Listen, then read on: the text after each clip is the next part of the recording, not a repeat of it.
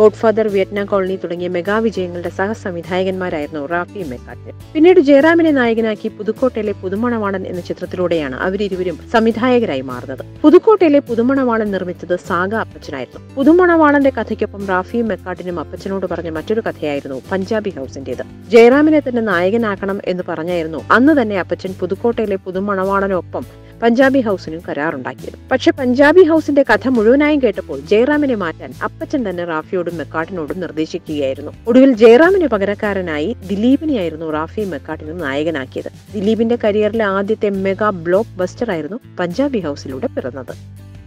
You're watching me on metromatney.com. metromatney.com. Subscribe for more videos.